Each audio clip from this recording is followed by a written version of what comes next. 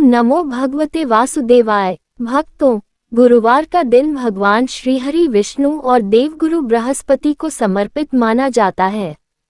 ऐसी मान्यता है कि जो व्यक्ति इस दिन श्रद्धा और विश्वास के साथ भगवान विष्णु की पूजा करता है, पीले पुष्प अर्पित करता है, पीले वस्त्र धारण करता है और गुरुवार की पावन कथा सुनता है, उसके जीवन में सुख, समृद्धि, ज्ञान, सौभाग्य और शांति का वास होने लगता है।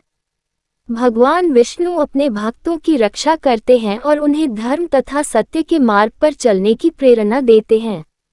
बहुत समय पहले एक छोटे से गांव में धर्मदास नाम का एक गरीब लेकिन ईमानदार व्यक्ति रहता था।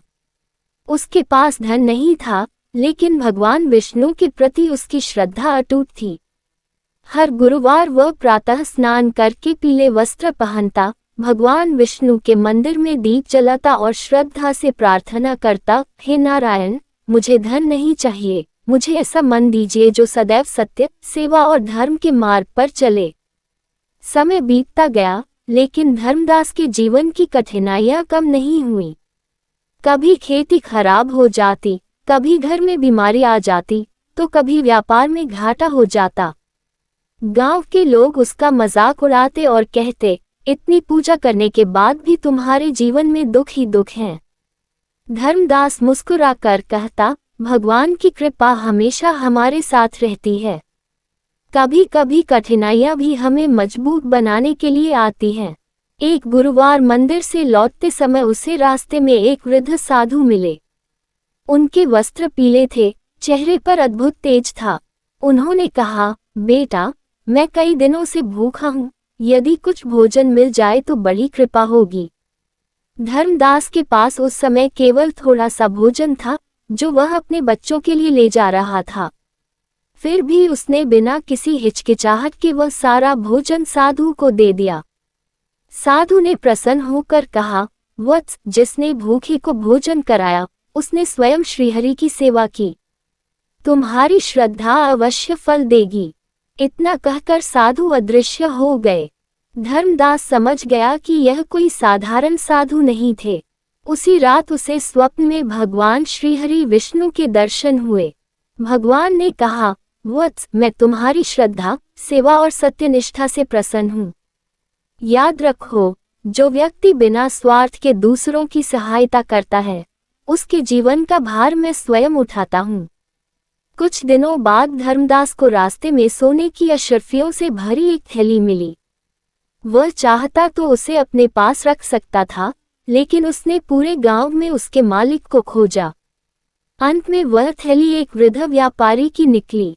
व्यापारी ने प्रसन्न होकर उसे बहुत सा धन देना चाहा, लेकिन धर्मदास ने कहा, ईमानदारी का कोई मूल्य नहीं होता।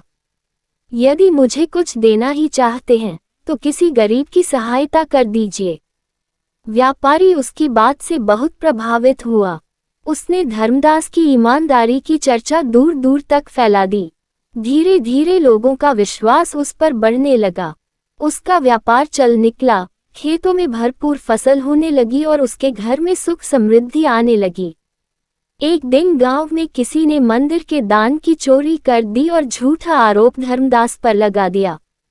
पूरे गांव ने उसे दोषी मान लिया, लेकिन धर्मदास ने क्रोध नहीं किया। उसने केवल भगवान विष्णु का नाम लेकर कहा, यदि मैं निर्दोष हूँ, तो सत्य की रक्षा आप अवश्य करेंगे।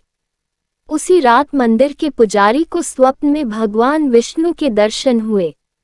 भगवान ने कहा, धर्मदास मेरा सच्चा भक्त है, वह निर्दोष है।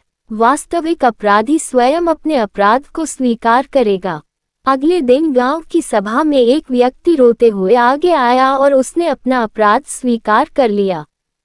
सभी लोग धर्मदास के चरणों में गिर पड़े और उससे क्षमा मांगने लगे।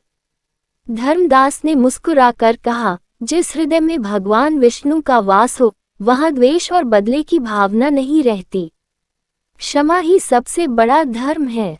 उस दिन के बाद पूरे गांव में प्रत्येक गुरुवार भगवान श्रीहरि विष्णु की पूजा होने लगी। लोग केवल धन की कामना नहीं करते थे, बल्कि सत्य, सेवा, करुणा और सदाचार का पालन करने का संकल्प भी लेते थे।